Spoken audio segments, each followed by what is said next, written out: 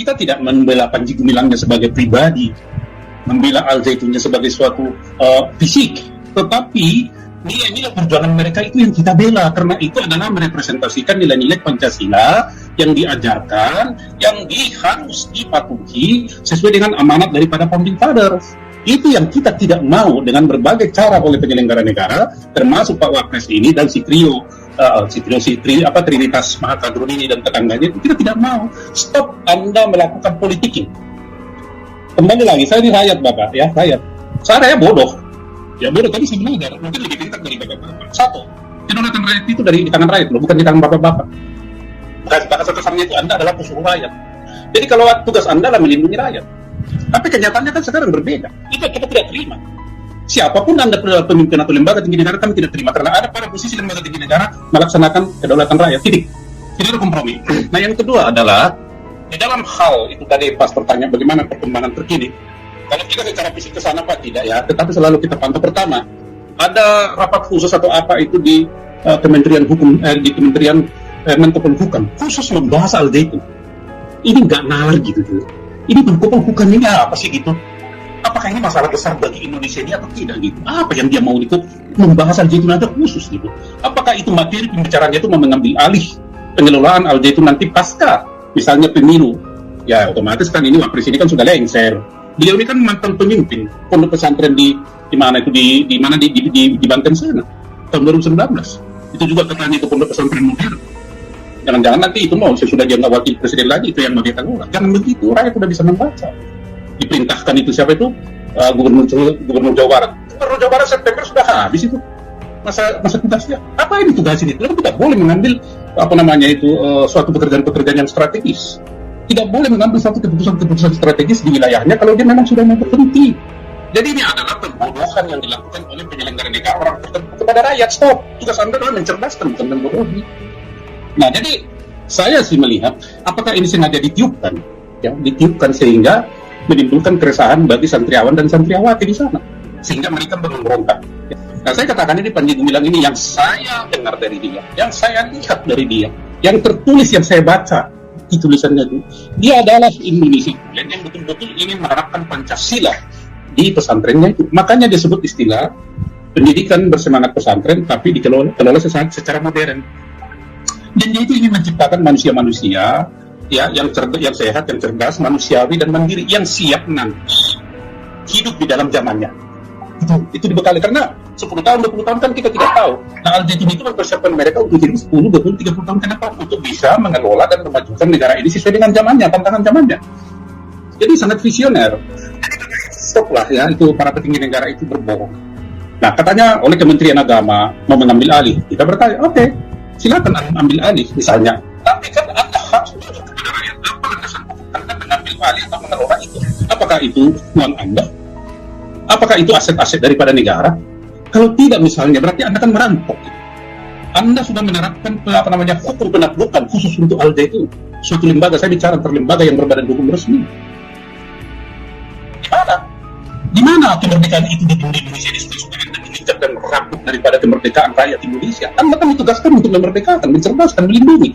Ini bukan melindungi lagi, yang membinasakan.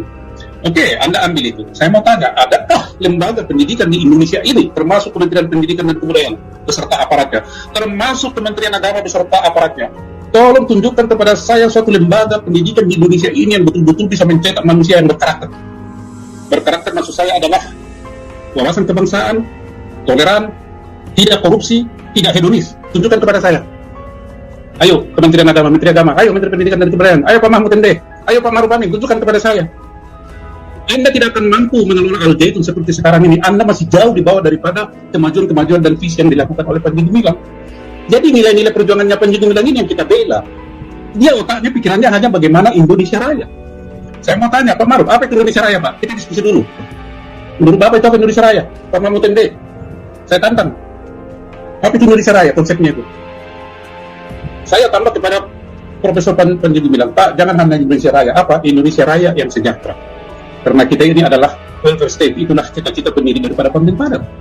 Saya ada berdiskusi sekarang. Stoplah para petinggi negara atau penyelenggara negara melakukan secara peran psikologi kepada santriawan dan santriawati yang ada di sana. Mereka punya wali santri. Anda kan mencoba memecah belah mereka.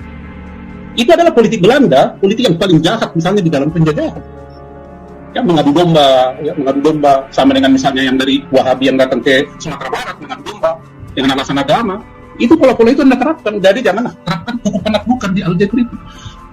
Coba, kita tahu kalau Anda mengambil alih di situ, Anda kemukakan itu terus, pasti di sana orang psikologinya kan tidak tentram. Yang wali santri akan begini di mana. Kan itu tujuan Anda menghancurkan itu.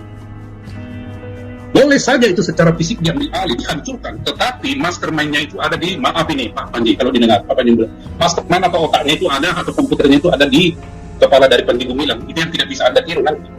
Kalau dia bebas dari tahanan, nanti di tempat lainnya akan dia bikin. Anda kan malu sendiri, ini soal waktu kok. Nah ini teman-teman yang harus kita perhatikan. Jadi kalau ada yang mengatakan, jangan bela-bela Panji Gumilang, kenapa? Bukan masalah Panji Gumilang. Ide perjuangan dia yang sesuai dengan nilai-nilai perjuangan founding father, itulah yang kita perjuangkan. Itulah cara kita mengisi kemerdekaan ini.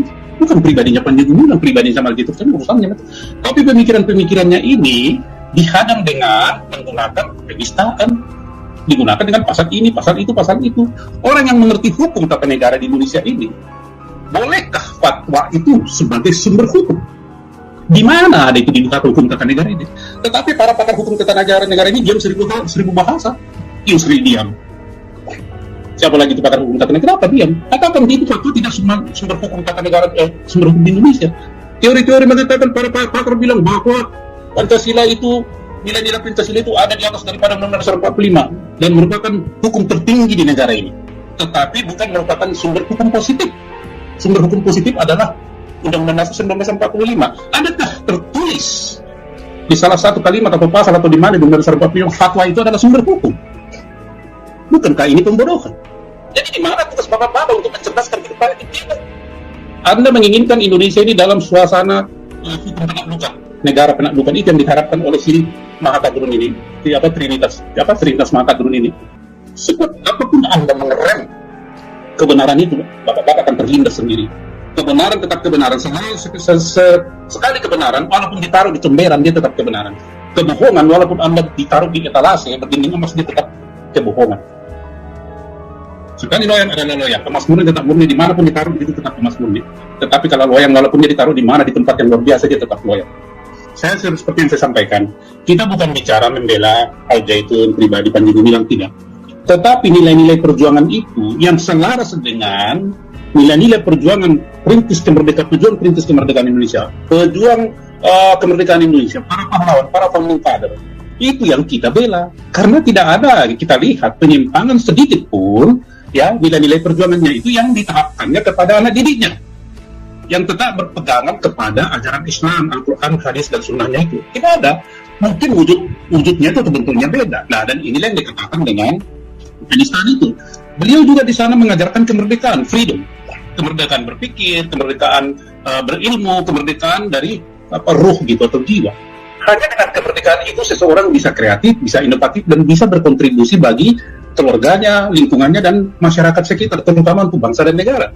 Mereka juga sangat mengedepankan namanya toleransi, mengedepankan cinta perdamaian, mengedepankan kecerdasan, mengedepankan kesehatan manusiawi dan mandiri. Terus, bukankah manusia-manusia begini yang cocok di Indonesia ini untuk mengisi yang namanya Indonesia Raya itu?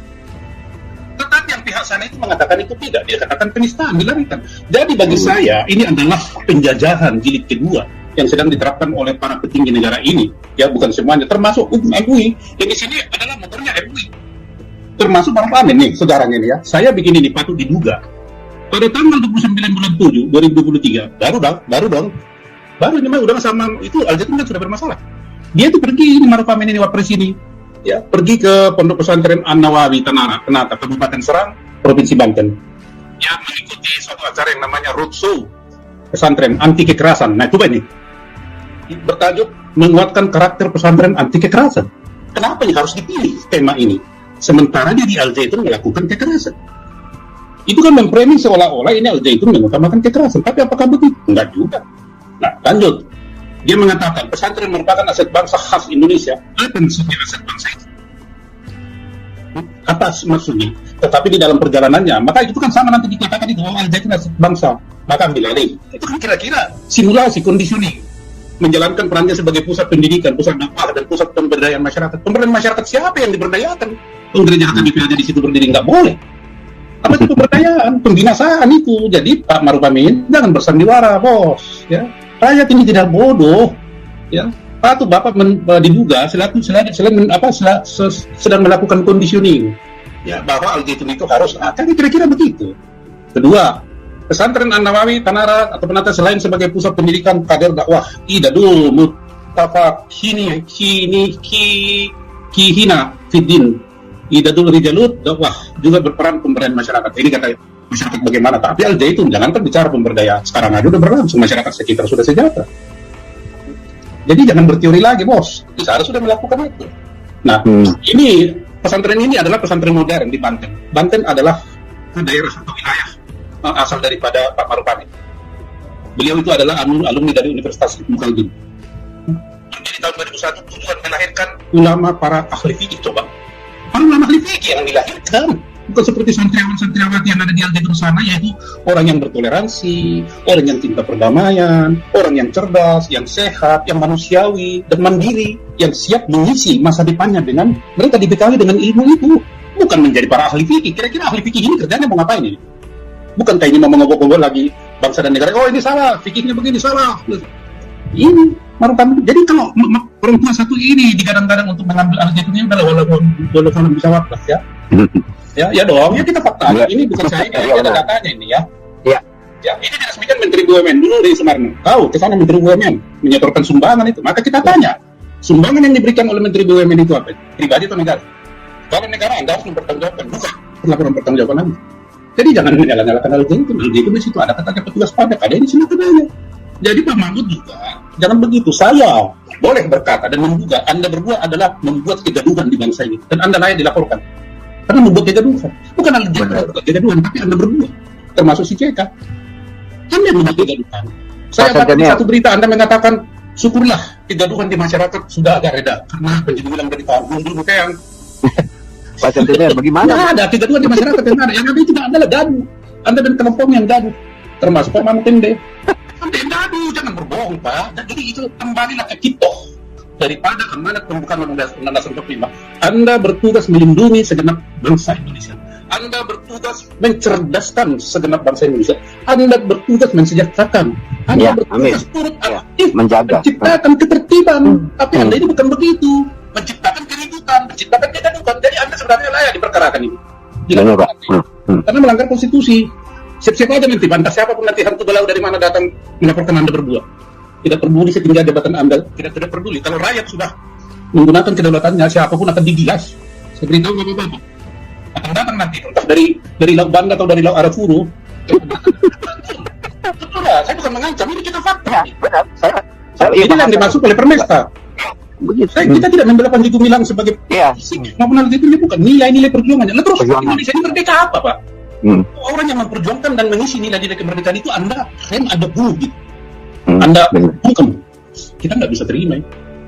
Cepat atau lambat nanti perbuatan bapak-bapak ini akan Anda petik catatan hitam, sejarah hitam nanti bagi bapak-bapak. Kalau bapak-bapak 3-4 tahun tidak berkuasa, kita melihat adakah rakyat yang menghargai bapak-bapak? Tidak ada. Caci maki nanti mungkin. Jadi apa yang salah dengan Panji Gumilang? Karena ucapannya ada Hafiz Salam. Apa yang salah dengan Hafiz Salam? Bapak baca bahasa Arab aja lah terus di istana itu. Bahasa Arab aja terus. Kan bahasa Indonesia, nanti bapak dibilang bukan penista. Bapak juga mengatakan Assalamualaikum, Shalom. Ketika bapak mengatakan Shalom, bapak menista itu sudah. Jadi yang biasa-biasa aja, Pak. Kita hidup berbangsa dan bernegara. Ketika itu menyangkut keyakinan bapak sendiri, monggo kita hargai, kita hormati, dan kita jangan proteksi. Tapi jangan Anda mengekspansikan keyakinan Anda kepada orang lain. Urusan surga bukan urusan bapak. Saya mau tanya, bapak bisa jamin nggak saya masuk surga kalau saya ikuti bapak? Apa buktinya? Saya akan ikut 100% dan saya jilat kaki bapak kalau bapak bisa menjamin saya masuk surga.